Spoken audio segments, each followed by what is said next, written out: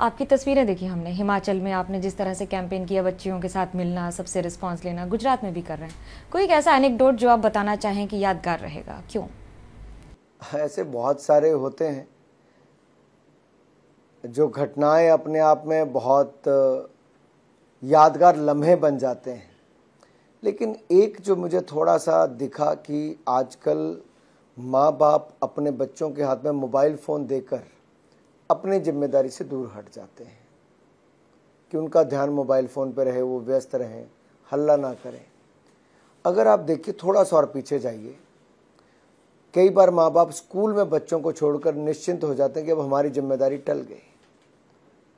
शिक्षा के साथ संस्कार भी स्कूल दे सकता है, लेकिन माँ बाप की जिम्मेदारी एक बहुत बड़ी जिम्मेदारी है। और मेरा मानना है कि हम बच्चों को टीवी के रिमोट या मोबाइल फ़ोन देने तक सीमित ना हो जाएं। अगर जन्म दिया है तो जिम्मेदारी के साथ उनको आगे बढ़ाने का काम भी, पालने पोसने का और संस्कार देने का भी करना होगा। एक सवाल ये बनता है, जब गुजरात में आपको जीत का इतना भरोसा है, तो फिर पूरी कैबिनेट और हर मंत्री से लेकर नीचे का स्तर के हर व्यक्ति को उतरने की मैदान में जरूरत क्या पड़ जाती है? जीत प्रचंड हो।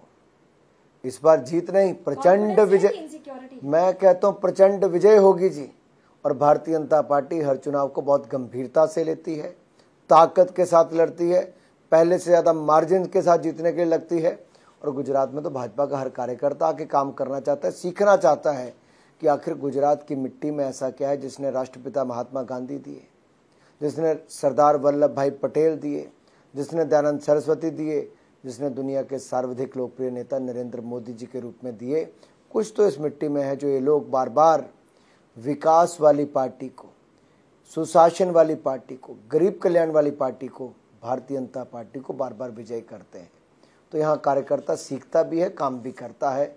और मैं तो कहता हूँ, हमारे पास तो कार्यकर्ता नेता हम इतने उतारते हैं, कांग्रेस के पास जो है उनको भी बाहरी रखने का काम करते हैं। ठाकुर साहब ने गुजरात में खाया सबसे ज्यादा क्या और मजेदार क्या लगा? अभी तक तो सुबह से रैलियां ही कर रहा हूँ। रात के कितने बज गए? 12 बजने को आ गए। अब समय बता रहे हमारे व्यूअर्स को। सुबह 4 बजे मैं दिल्ली से चला था, उठे 5 बजे एयरपोर्ट पहुंचे, फ्लाइट पकड़ी, तब से प्रेशर हो जाता है कि प्रधानमंत्री इतना काम करते हैं तो आपको करना पड़ता है? निश्चित तौर पर नहीं, काम को एंजॉय करना चाहिए। देखिए, आप काम को जब एंजॉय करते हैं तो बोझ नहीं लगता, और अगर आप उसको बोझ लेके चलोगे तो आप उसको एंजॉय नहीं कर पाओगे।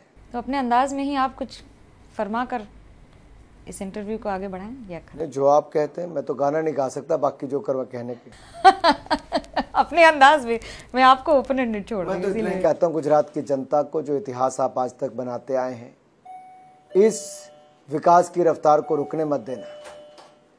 ये विकास की रफ्तार गुजरात के इतिहास लिखेगी इस बार चुनाव में। और मैं इसलिए इतिहास की बात करता हूँ कि शायद ऐसे बहुत कम चुनाव आते हैं जब आपको दिखता है कि पत्थर पर लकीर है और तकदीर और तस्वीर गुजरात की और बेहतर हो। बहुत अच्छा काम हुआ है, उसके लिए गुजरात की जनता एक बार फिर कमल खिलाएगी, फिर डबल इंजन की सरकार बनाएगी। पत्थर पर लकीर का पता नहीं, लेकिन राजनीति पर पानी पर लकीर खींचने जैसा ही होता है हर चुनाव। बाकी खबरों के लिए जुड़े रहिए एबीपी न्यूज पर। क्या मजबूरी है मेरी, बताइए। मैं अभी आपको बताती हूँ कि मैंने ओए होए होए होए, नमकीन के चटकारे लेते हुए टकटकी मार के डिबेट शो को पॉज रिपीट कर करके देख रहे हैं जोगिंदर जी। इनकी तरह आप भी देखें अपनी फेवरेट डिबेट्स को रिपीट कर और डाउनलोड कीजिए एबीपी लाइव ऐप अपने स्मार्ट टीवी पर।